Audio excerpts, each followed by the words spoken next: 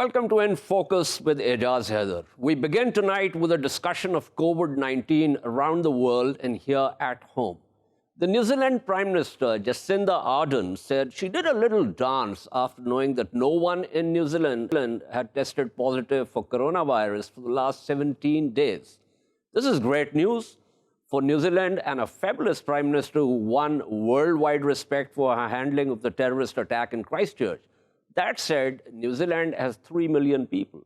Elsewhere in the world, population density is a huge problem, compounded further by poverty, semi to illiterate approaches to the crisis, and often lack of state capacity to deal with it.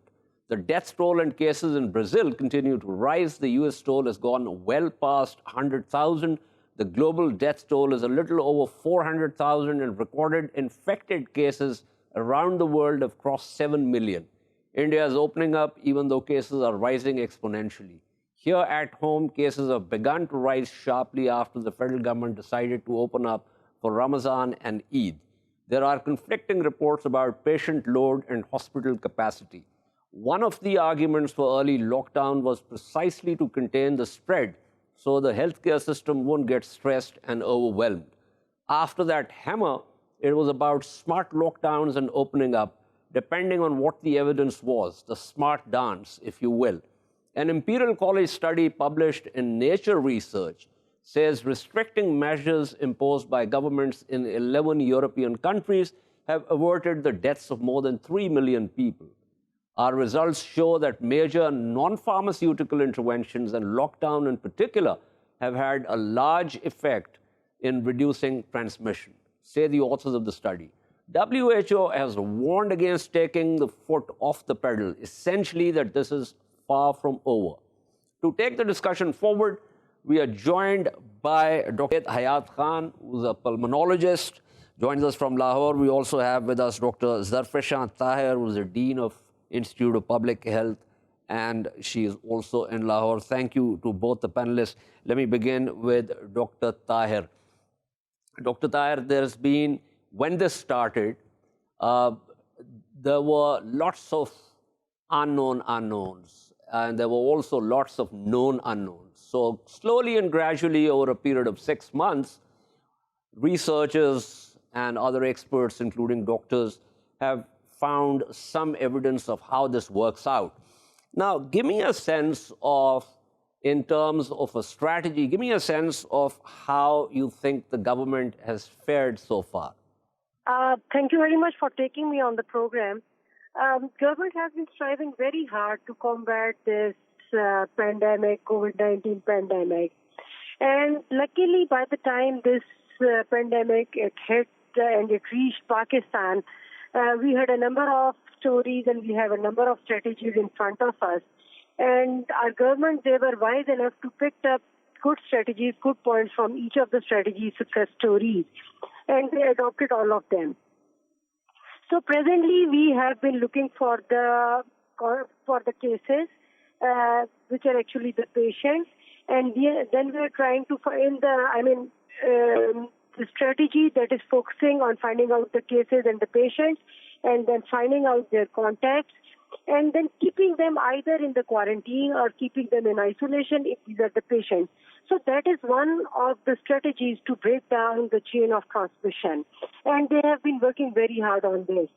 I can say that government has been successful in their strategy in the sense that if you look at the number of COVID cases and if you look at the mortality rate is really low in Pakistan. If we compare them with other countries, it has been pretty high in UK, it is really high in US, but Pakistan has been successful in controlling their death rate. So meaning that our health system was also prepared to deal with the cases, and most of the majority of the cases, they are being sent back home sound and safe once they are healthy. So I think most of our strategies, up till now, they have been very successful. Okay, Dr. Tahir, let me be the devil's advocate. Now, there are two things that you talked about. One is, of course, the rate of infection, which we have seen is rising exponentially since the opening up. That is one thing. The other, of course, is the mortality rate. Now, the infection rate is rising exactly or on a par with what we have seen in the UK or Spain or elsewhere. Now, as far as the mortality rate is concerned, that is not really determined by the kind of healthcare we have been providing or we can provide. There are many theories of why we have some kind of resistance more than what we have seen in Europe or in Latin America. Now, that to me seems like an act of God's blessing, perhaps, that not many people are dying. I mean, each one person dying is obviously a tragedy, but I'm talking in terms of statistics. So I think we need to differentiate between the number of affected and the infected and the number of people who have actually died. Issue is, if you look at the population of Pakistan, it's a country with a population of 220 million, which is huge. As compared, if we compare them like with UK or with any other countries in the on the European, on the Europe side. So controlling such a huge population for isolation and quarantine itself, it's a big challenge. But government has been successful to a large extent in controlling them, in putting them on quarantine, in isolating. They have a very strict strategy with some sort of accountability. And they have a good data system too, from where they can pick up the cases, their contacts. I mean, there is a real-time data which is going on, and from where the government, they have been picking up the cases as well as their contacts and isolating and separating them from rest of the population to break the chain of transmission. So that is one thing on the infection. As far as the mortality rate is concerned, there are a number of factors for this, and there are a lot of researches which are underway in order to find out the exact reasons that why is it so that mortality rate is really low in Pakistan. So one of the factors is maybe our genetic constitution. Second factor is that virus has been constantly undergoing changes, what we call mutation. And by the time it has reached Pakistan, maybe it has gone a number of mutations when it hits our population. So either it is weaker or it is not as aggressive as it has been in the other countries. And the question arises that if it travels all the way to Brazil and Africa, its virulence remains the same. So I think there is something else at work, and it is one of those known unknowns that I was talking about. But let me pull in Dr. Javed Hayat Khan here. Dr. Khan, let me posit the same question to you, that we've got to differentiate between the number of infected and the mortality rate. And my argument here is that in terms of mortality rate, we have been in a way blessed. It's not because we were particularly prepared for a lower mortality rate. Would you agree with me? Surely I do. As you said, we are fortunate enough not to have that kind of mortality. But if you look at the data, which is emerging gradually, our mortality is also increasing day by day. We are losing more people than otherwise. If you look at the data in Southeast Asia in general, if you combine all the mortality in Southeast Asia, it is almost less than the mortality in Italy. So, as is said by Dr. Tahir, there's a lot of theories, observations, people trying to explain why is so. I think we should remember one thing. The young population, we have a huge chunk of young population, almost 60% who are young. We don't have the much older population, as from all the data, the disease is generally less severe in the younger age group than in older age group. If you take away the data of the older age group in the Western countries, I think the mortality will decrease much, much less than what we are looking at is 14, 15% in some of the countries or 6% in US. So one thing is that our mortality data is not a reflection of what we see in other countries. So that's that. Secondly, you did comment on that. If you look at the number which are infected, if we really know the exact number, we don't know because we are not doing testing. So maybe this fertility rate decreases further than what we are seeing now, just about 2% case fertility rate.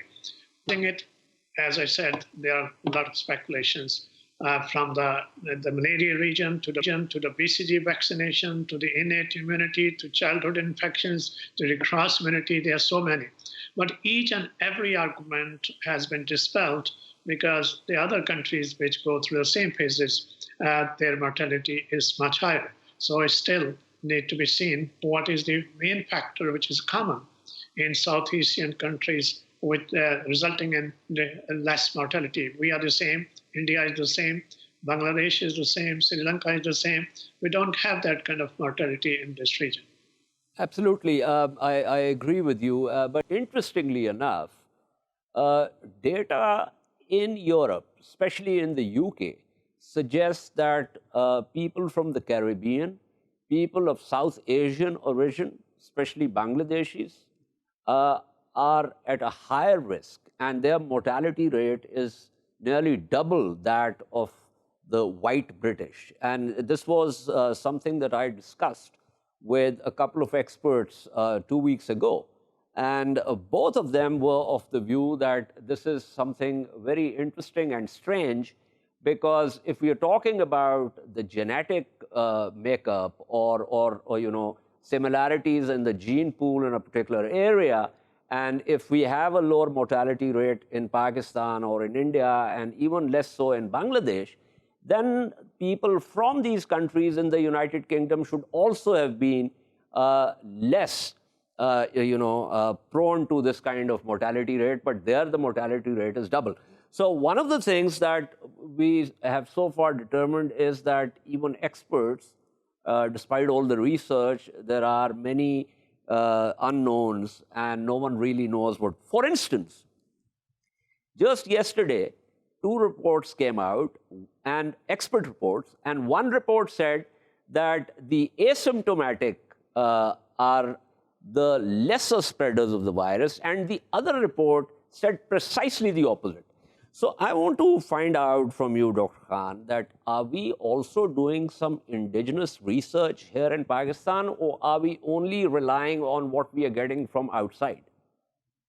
As you know, our research, the basis is not very strong. So it is all depends on the epidemiological data which they will be looking at. Just coming back to what you pointed out, what I said earlier on as well, all these theories has been dispelled one after the other. Like the one you quoted from the UK, the Asian population is at much higher risk than the local whites. And same is the case in New York as well. The more Asians, mortality is much higher. So is the African American community is much higher. Over there in New York, at least they said they have a lot of comorbidities. That's why they have higher mortality data. But in UK, as you pointed out, it's very strange. We came out from the same genes. We had all the BCG vaccination during childhood, and the mortality is much higher in that. What's the factor that still need to be seen? I don't think we have that kind of any study lined up to see why we are behaving differently than the others. Again, the speculations, maybe S-type, L-type, different viruses, different mutations, this kind of thing. This is all will remain theories until it's really either proved or disproved. So I don't think we will just totally rely on epidemiological data here. Absolutely, which then brings me to Zarfishan Tahir. Dr. Tahir, the Institute of Public Health, what exactly is the function of this organization, and how is it useful in terms of dealing with this current pandemic? Basically, Institute of Public Health is a preventive institute. It's rather the only public health institute which exists in Punjab, and it has been working on the preventive side.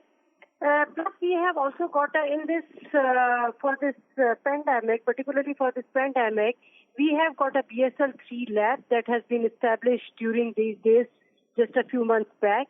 And we have been conducting PCR testing for the COVID-19. In addition to that, this institute has also been actively engaged in the research. And for COVID-19, we have planned two researches like the question you have put up to Dr. Khan. We have been working on the virus just to look at on the structure of the virus, which we call nucleotide sequencing. And through this research, we'll be able to pick up the reasons that why is it so that whether there is any change in the virus which is responsible for the lower mortality rate in Pakistan, or is it the same virus, it has got the same composition, and there is some other reason for this lower mortality rate. Okay. We will study the nucleotide composition of this virus, and we will compare it with the viruses with the nucleotide sequencing elsewhere like in the world. Like we will be comparing it with the nucleic acid composition of viruses in US, UK, and we'll be able to pick up that whether the mortality rate, if it is more in the UK, and if there will be any other, we'll be able to find out structural change in the virus as compared to the virus structure in UK. And second type of research which is being done by Institute of Public Health is on the serology. We will be finding out the IgG levels, titers, as well as their period for how long it lasts within the population. So these are the two types of researches being carried out to look at the behavior of virus. Okay, that's most useful. So much. That was Dr. Zarfishan Tahir. Thank you also to Dr. Javed Hayat Khan for speaking with us. We shall take a short break and return to discuss the situation in Afghanistan and Ambassador Khalilzad's shuttle diplomacy. Stay with us.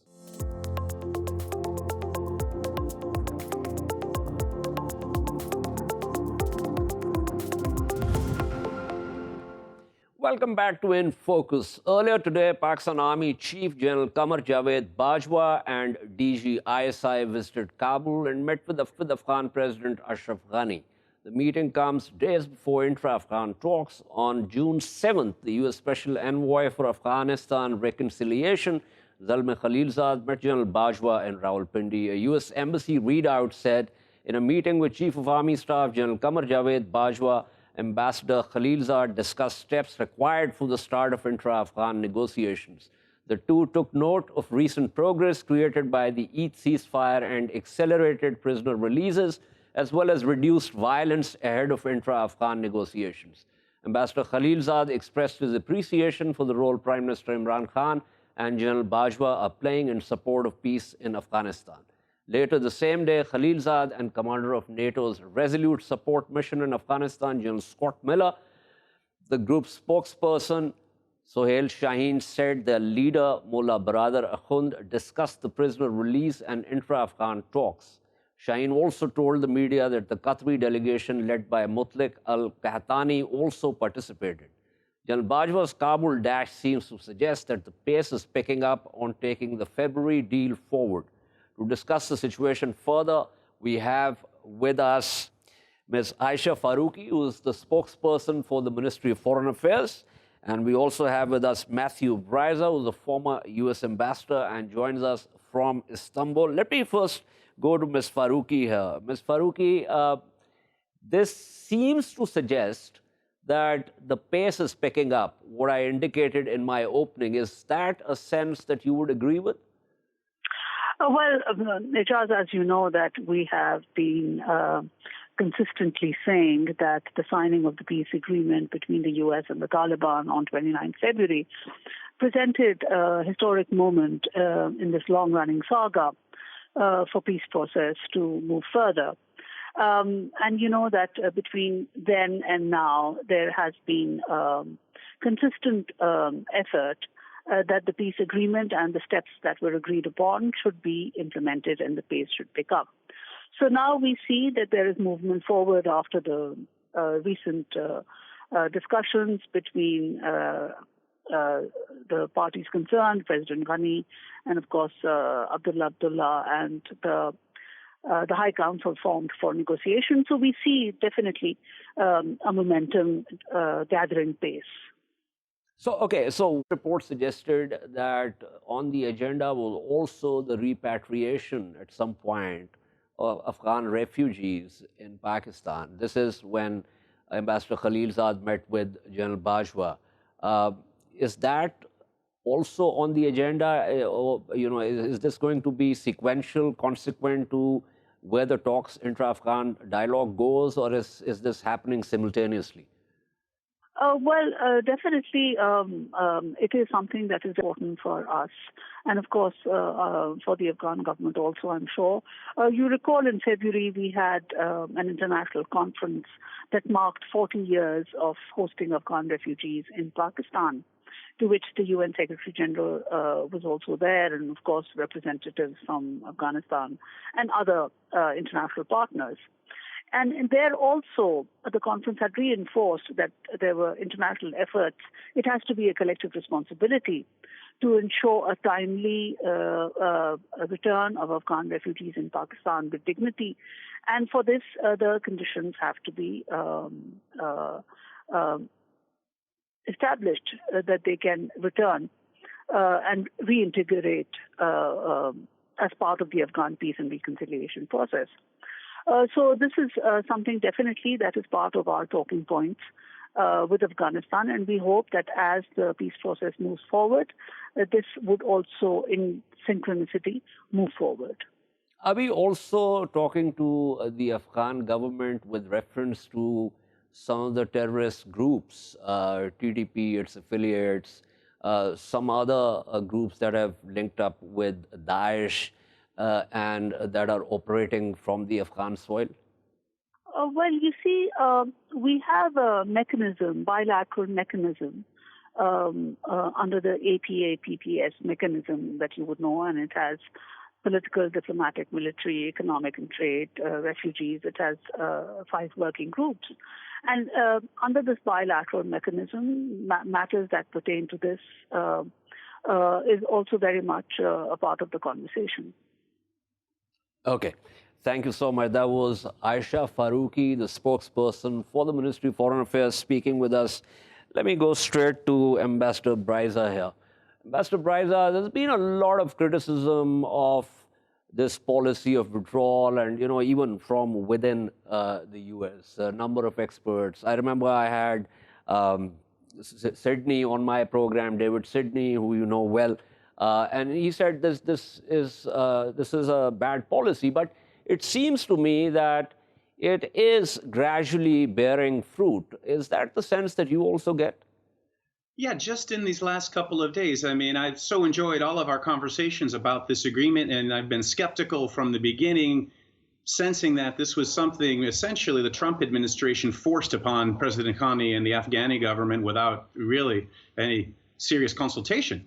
And it seems like pieces, as we just heard, are starting to fall together. If the conversation is happening in Islamabad with Ambassador Khalilzad about the return of Afghani refugees to Afghanistan from Pakistan, that sounds like things are getting serious. And also, we've been picking up reports, right, that the intra-Afghan talks are maybe going to begin soon, so between the Taliban and the government.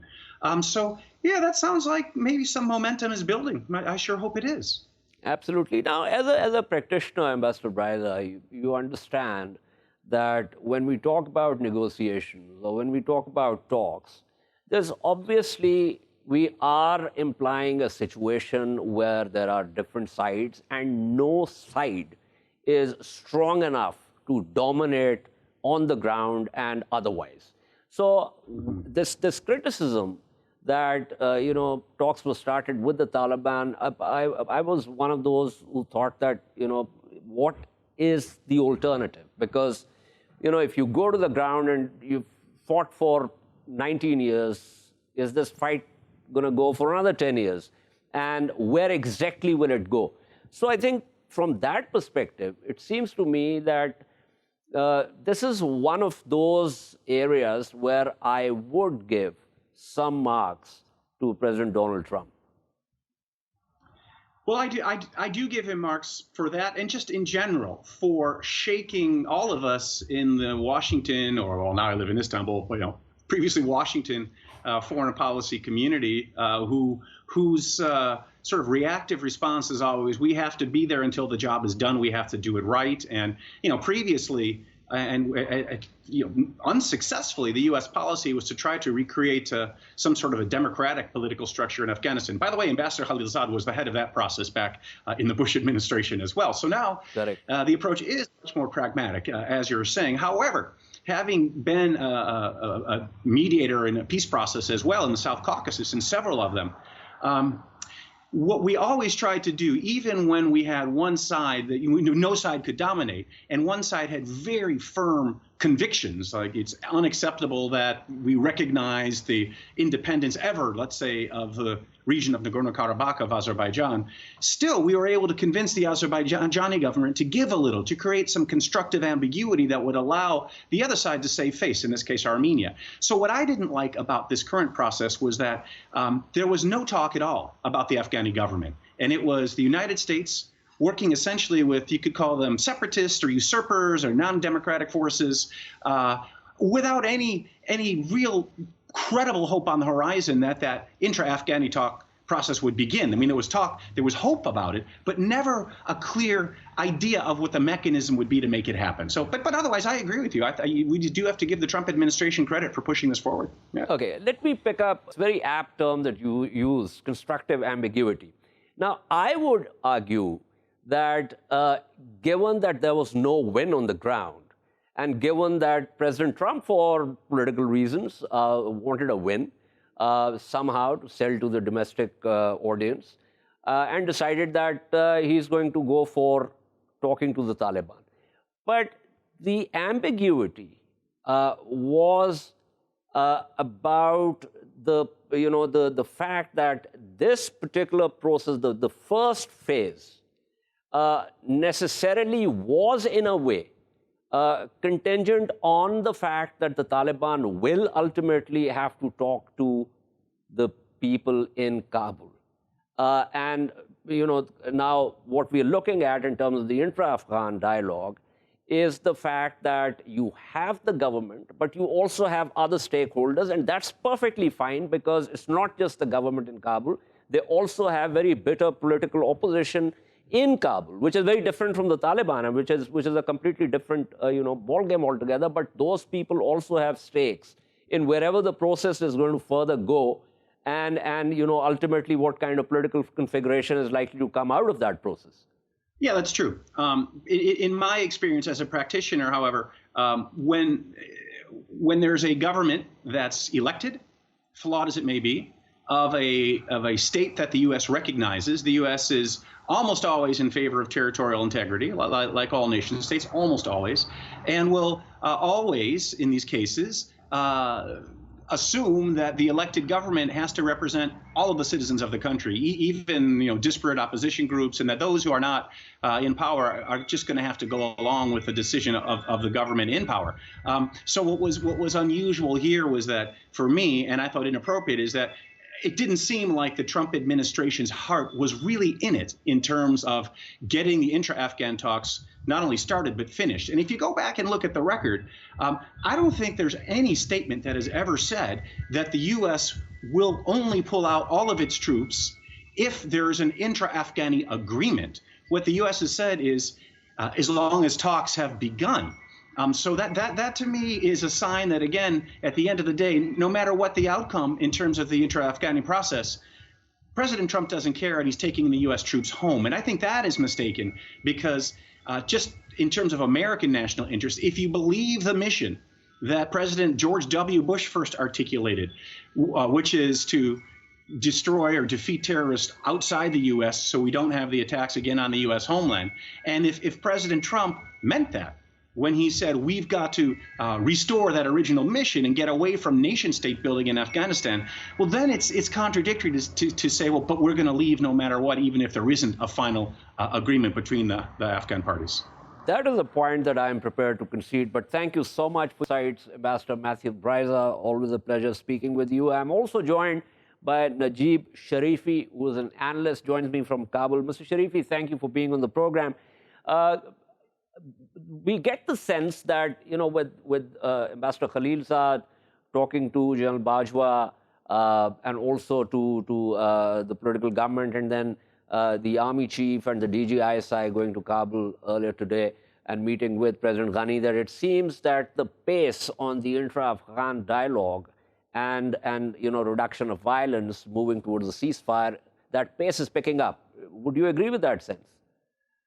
Yes, I do agree with that. We also need to keep in mind that there were significant delays in the process because of the political mess in Kabul, and also because that they were not able to, the political elite were not able to form a government, or a comprehensive government, I shall say.